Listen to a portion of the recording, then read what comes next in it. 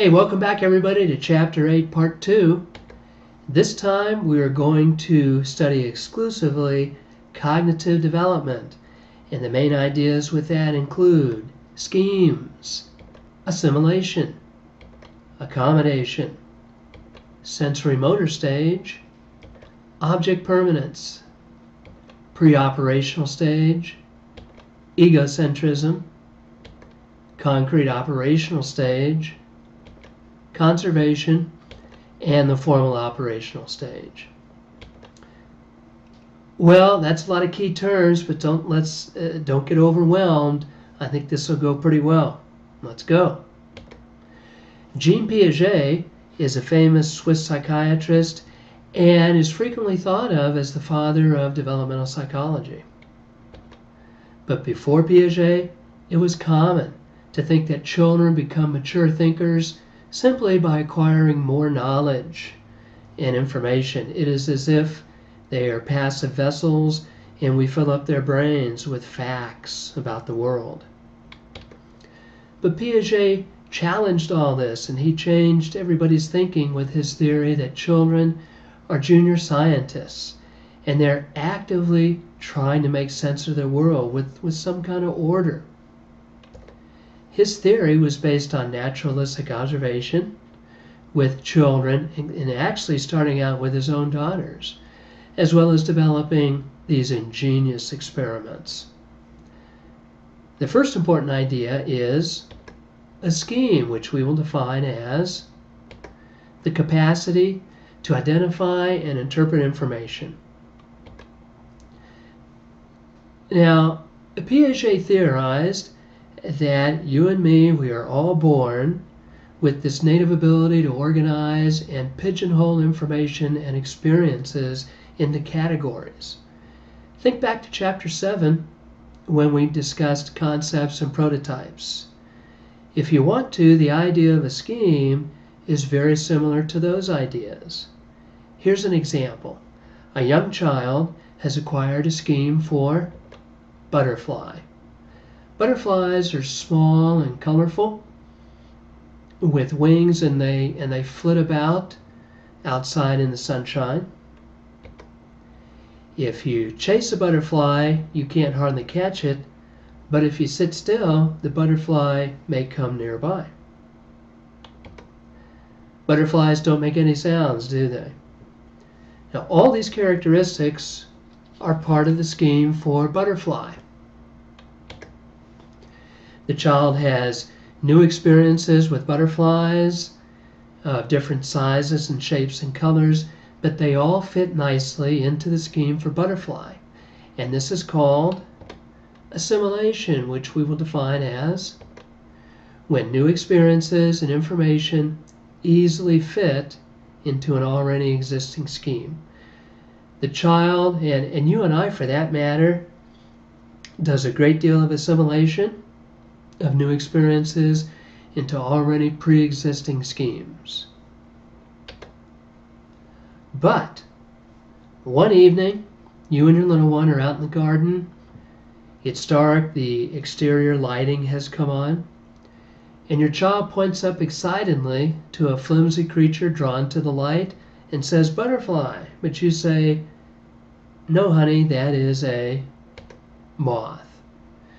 You see, the child tried to assimilate this new experience into the scheme for a butterfly, but it does not fit. And so you explain how a moth is different from a butterfly. The child will have to form a new scheme for moth, and this is called accommodation, defined as when new experience or new information does not easily fit into an already existing scheme, and you have to modify the scheme or create a totally new one. Piaget theorized that assimilation is easy enough, but that children go through major periods of heavy accommodation at, on average, ages 2, 7, and 11, where their ways of understanding and reasoning and schemes about the world undergo dramatic shifts. It goes way beyond simply gaining new knowledge. Piaget theorizes that we go through 4 stages of cognitive development. You and I are born into the first stage, but we progress to the next stages at approximately ages 2, 7, and 11. These stages are fixed and invariant. In other words, we all go through them in the same order, and there's no leapfrogging ahead or sliding backwards. Some kids may be faster or slower than others, but once you get to a stage, sooner or later, you go to the next stage after that. This first stage is called the sensory motor stage, which lasts until about age 2, and we're going to nickname this the period of infancy. Those of you who have had children or been around a lot of little ones, you know that one of the first schemes babies develop in the sensory motor stage has to be something like what I can put into my mouth and what I cannot put into my mouth. This is an important early way that they know and understand and process their world. Another early scheme would have to be what is me and what is not me. For example, this dog licking my face that I'm trying to get away from is close by, but it's not me. My hands that I'm going to try to push him off with are me, but they're further away. So all kind of things like that. The sensory motor stage is pre-verbal. It is a time of great exploration and learning about their physical world. Babies and infants do not yet have language to represent their internal experiences or communicate about it. Intelligence is all about what I can see, hear, taste, touch, and smell, and how I can move myself or how I can manipulate things nearby to get what I want, how I can do this to meet my needs. One of the amazing things that happens in the early sensory motor stage is that if you cover up a toy or object that the baby was interested in with a towel, the baby will become disinterested and they'll start to drift off and look away. Since the baby can no longer see it, it ceases to exist. It's not there anymore. Out of sight, out of mind. But on average, in the second half of the first year and into the second year, cognitive structures have come on board so that the baby knows it is still there. And like this little one here, they will take steps to find it by pulling away the cloth. This is called object permanence, defined as the realization that objects continue to exist even when they can no longer be perceived. Playing peekaboo now becomes a lot of fun for the infant because he or she knows that mommy is still there even though I can't see her.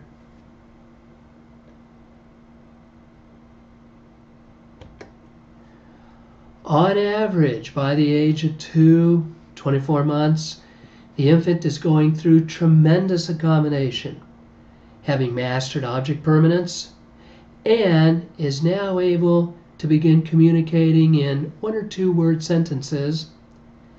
Piaget says it moves into the second stage of cognitive development called the pre-operational stage, which lasts until about age 7, and we will nickname this as the period of being a preschooler or the period of being a young child. This is a major achievement because now the child has language and can use words to begin to represent or stand for objects and experiences. This little girl no longer has to scream to show anger or kick a ball to show anger or to hit. She can now begin to symbolize this through words and start to talk. Preschoolers can begin to write, draw, and color to express internal experiences. The young child can now use toys and pretend play in the place of objects.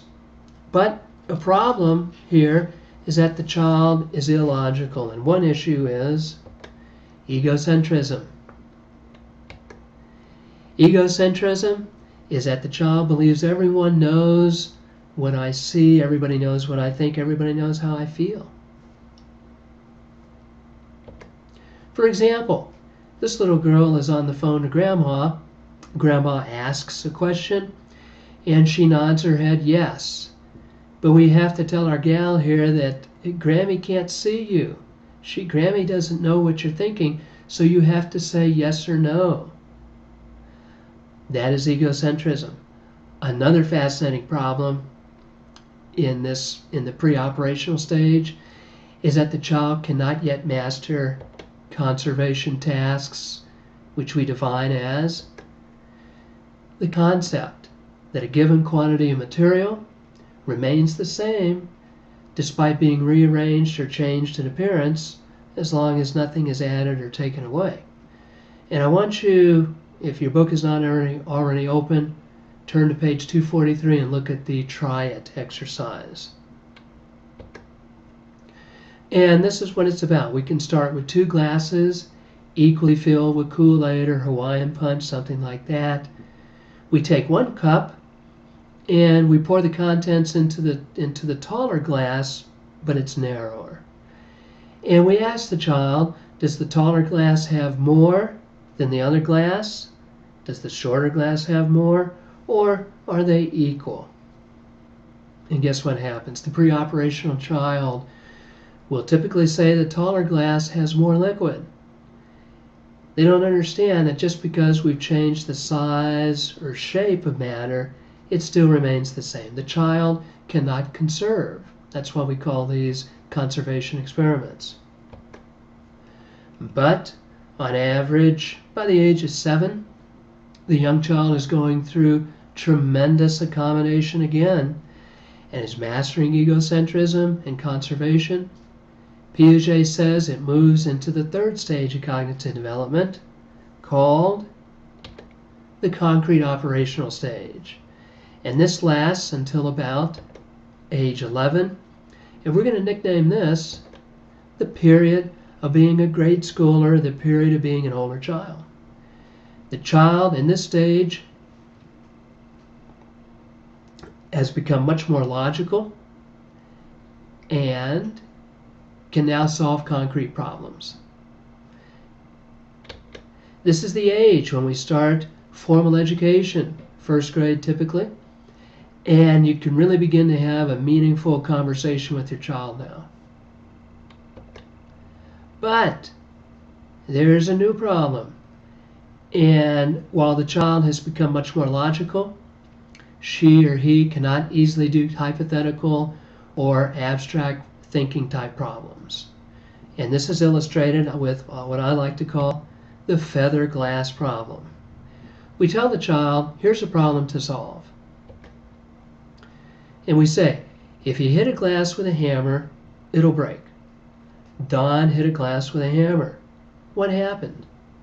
The concrete child says, it broke. And you ask the child, why? And the child says something to the effect of, a hammer is hard and a glass is soft.